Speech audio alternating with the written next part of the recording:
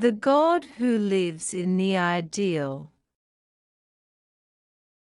If we continue to try to have an experience with God on a religious level only, for God will be very sad and cannot grow on a heart level personally with us. God also desires to be the God of the ideal in our lives. God wants to be together with us. That's why the Bible says we are temples of God, and the Spirit of God dwells in us. He is also the God of the ideal of creation, free and happy with us, and wants us to feel free and happy all the time.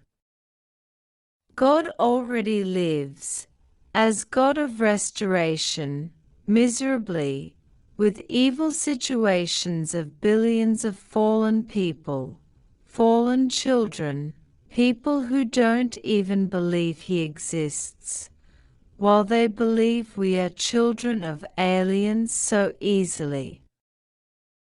Do you think God wants to continue to relate to you on a religious level with altars, rites, offerings?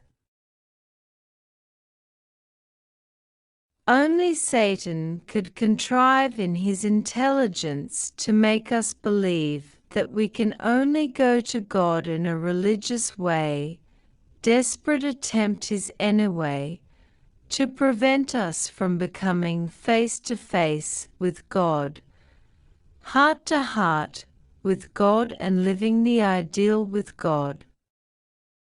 So many people blaspheme God so carelessly, without realizing how much they are enslaved spiritually, and even physically, to Satan.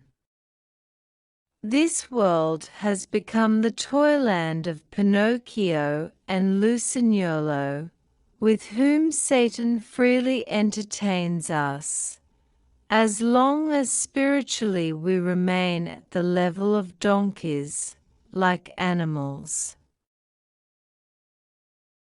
If we Christians do not live the ideal of God, with the knowledge that Jesus has given us, we ourselves are blaspheming and are blasphemous toward Him, and are preferring to remain spiritually intelligent monkeys. What's more, we don't allow God Himself to be free and happy.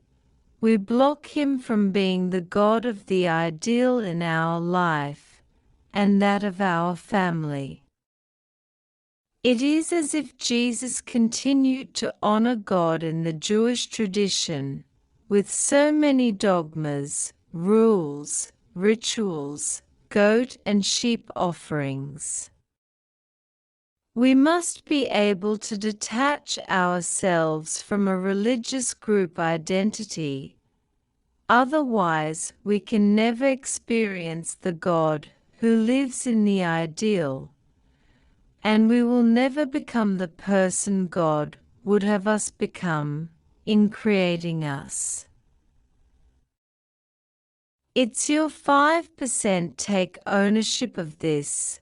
Jesus also said that you have to seek and knock. God cannot force you or help you more. We are in a middle position, unfortunately. If God forces us, Satan can also force us and create more problems for us.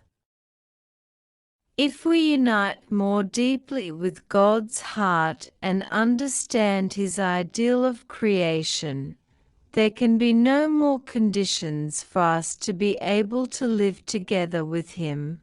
Otherwise, we can never begin to live God's ideal in our lives, and we can never free God Himself from His agony, which the road of restoration of fallen and sinful humanity of billions of wicked people who ignore him or blaspheme him, makes him continue to live and experience